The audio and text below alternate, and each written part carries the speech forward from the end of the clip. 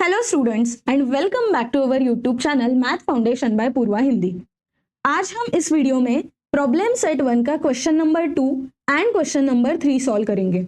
सबसे पहले हम क्वेश्चन नंबर 2 का फर्स्ट क्वेश्चन देखेंगे। विच of the following collection is a set. 4 option है, हमें फाइंड आउट करना है कि कौन से ऑप्शन में सेट है। सबसे पहले हम देखेंगे option number A, colours of the rainbow.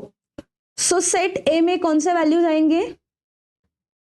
Rainbow में कलर्स होते हैं red, orange, yellow, green, blue, indigo and violet. ठीक है। अगर मैंने 10 लोगों को पूछा कि रेनबो में कौन से कलर्स होते हैं, सारे लोग ये 7 कलर्स बोलेंगे। अग्री? ये हो गया सेट ए। अब हमें देखना है option number B, tall trees in school campus. Set B में कौन से ट्रीज आएंगे जो टॉल है? मैंने 10 लोगों को पूछा, हर एक लोग अलग अलग आपके आंसर्स बताएंगे कि मेरे हिसाब से तो ये 4 ट्री टॉल है, बट आपके हिसाब से अलग 4 ट्रीज टॉल हो सकते हैं। बेस्ड ऑन समवन्स एक्सपीरियंस या फिर आपके हिसाब से आप अलग अलग आंसर्स बताओगे। सेट बी में क्या ट्रीज होंगे वो किसी को नहीं पता है। अब सेट सी देखते हैं, रिच पीपल इन विलेज। आपके विलेज में कौन से पीपल बहुत अमीर है वो आपको ढूंढना है। अगर मैं 1 करोड़ रुपए कमा रही हूं तो मुझे पता है कि जो 2 करोड़ वाले हैं वो रिच पीपल है, बट अगर मैं 10 लाख रुपए कमा रही हूं तो मेरे लिए रिच पीपल अलग होंगे। हम नहीं बता सकते कि कौन से पीपल रिच है, राइट? हम फिक्स्ड नहीं बता सकते। सेट सी भी नहीं बनेगा। सेट डी है easy example in book. Again, मैं अगर टॉपर हूं तो मेरे लिए इजी एग्जाम्पल सारे हैं, बट अगर कोई बच्चा एवरेज है जिसको अभी थोड़ा थोड़ा समझ में आ रहा है तो उसके लिए इजी एग्जाम्पल्स अलग होंगे। ये भी हम डेफिनेटली नहीं बता सकते हैं कि कौन सा एग्जाम्पल इजी है। ये भी डिपेंड करता है पर्सन टू पर्सन। इसीलिए सिर्फ ऑप्शन ए ऐसा ऑप्शन है जिसमें डेफिनेटली हम बता सकते हैं कि ये 7 ही एलिमेंट्स होंगे। इसीलिए option A is the correct answer. Now will see question number 2। Which of the following set represent N intersection W. N क्या है? नेचुरल नंबर का सेट जिसमें वैल्यूज आते हैं 1, 2, 3, 4, 5 एंड सो ऑन। W क्या है? नंबर्स जिसमें वैल्यूज आते हैं 0, 1, 2, 3, 4 एंड सो ऑन। हमें ढूंढना है n intersection W, and intersection का मीनिंग होता है कॉमन एलिमेंट्स। कॉमन मतलब सेम एलिमेंट्स जो 2 सेट में होने चाहिए। अब सेम एलिमेंट्स कौन से हैं? 1, 2, 3, 4 and so on. n intersection W में हो जाएगा 1, 2, 3, 4 एंड बचे हुए सारे एलिमेंट्स। ये है option number A. This is our correct answer. Now will see question number 3।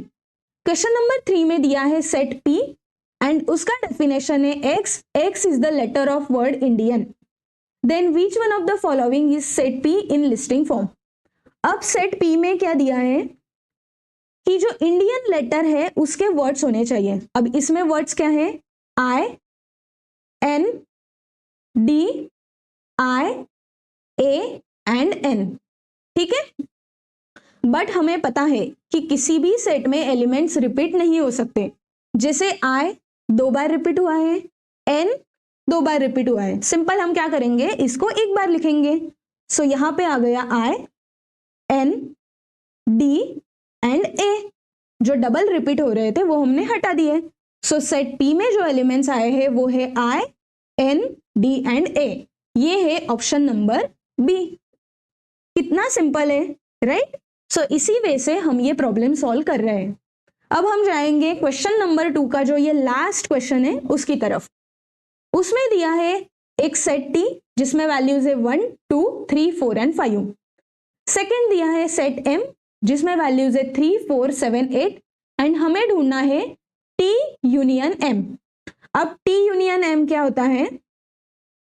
जो टी के एलिमेंट्स है वो सारे, जैसे 1, 2, 3, 4 एंड 5, एंड एम के सारे एलिमेंट्स, एम के एलिमेंट्स क्या है 3, 4, 7 एंड 8। बट फिर से किसी भी सेट में एलिमेंट्स रिपीट नहीं हो सकते हैं। सो इसमें एलिमेंट्स कौन से रिपीट हो रहे हैं 3 एंड 4। सो उसको हम एक ही बार लिखेंगे, तो वैल्यू आएगा 1, 2, 3, 4, 7 एंड 8। सो ये आ गए सेट टी यूनियन एम के एलिमेंट्स। अब आप ढूंढो कि ये कहाँ पे है, 1, 2, 3, 4, अच्छा 5 यहाँ पे हम भूल गए, 5, 7 एंड 8। तो option number C is the correct answer. Now problem set 1 का क्वेश्चन नंबर 3। अब हम ये सॉल्व करेंगे। Out of the 100% in a group 72% speak English. So जैसे जैसे हम क्वेश्चन पढ़ेंगे उसमें जो दिया है वो हम लिखते जाएंगे। सबसे पहले दिए है कि टोटल पर्सन्स हमारे पास है 100 एंड 72% इंग्लिश बोलते हैं, 43% speak French, each one out of 100% speak at least one language. Then हमें कुछ कुछ ढूंढना है। सो क्वेश्चन में क्या दिया है कि 72 people speak English.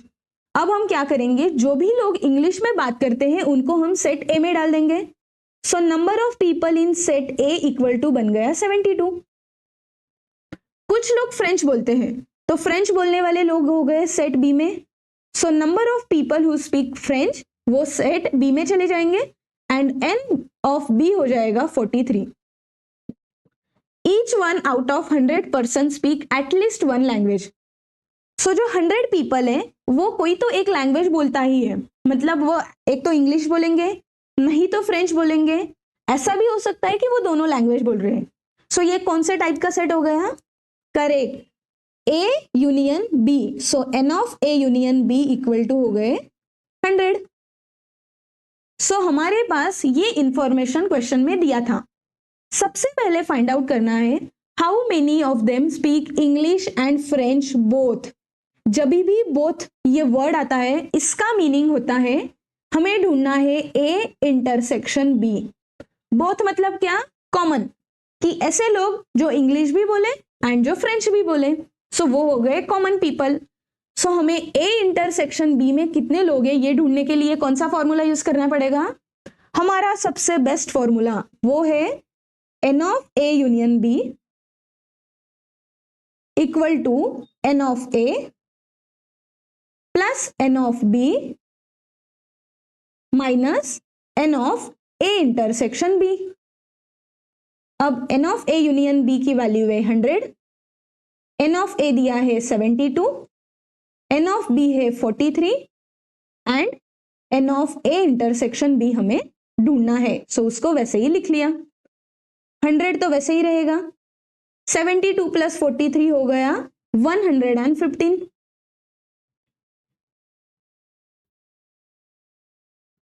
So N of A intersection B निकालने के लिए उसको हमने इस साइड में लाया। सो ये 150 वैसे ही रहा एंड ये 100 की वैल्यू इस साइड में चली गई। सो अब हम बोल सकते हैं कि n of A intersection B equal to है 115 minus 100 is nothing but 15। That means there are 15 students और 15 people who speak English and French both. So इस टाइप से हमने ये प्रॉब्लम को सॉल्व किया है, सिंपल। अब इसी में नेक्स्ट पूछा था हमें कि how many speak English only. ऐसे लोग चाहिए हमें जो सिर्फ एंड सिर्फ इंग्लिश में बात करे, फ्रेंच में नहीं। सो जो लोग इंग्लिश में बात करते वो हमने कौन से सेट में डाला था, ए सेट में। सो हम एन ऑफ ए निकालेंगे।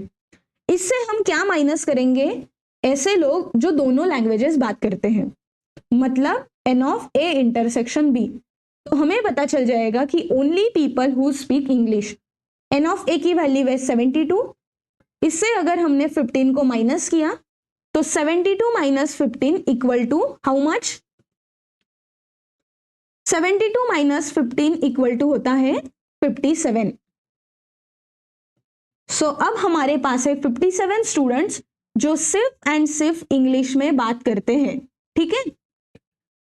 नेक्स्ट हमें पूछा था how many speak only French. Only French बोलने के लिए हम एन ऑफ बी लेंगे एंड उसमें से जो लोग फ्रेंच एंड इंग्लिश दोनों बात करते हैं उनको माइनस करेंगे। n ऑफ b है 43 एंड 43 से हमने अगर 15 माइनस किया तो हमारे पास बचेंगे 28 people. So there are 28 students, I think sorry मैंने यहाँ पे 43 लिख दिया है, यहाँ पे आएंगे 28 students who speaks French only. So इस वे से हमने आज question number 2 and question number 3 पूरा सॉल्व किया है।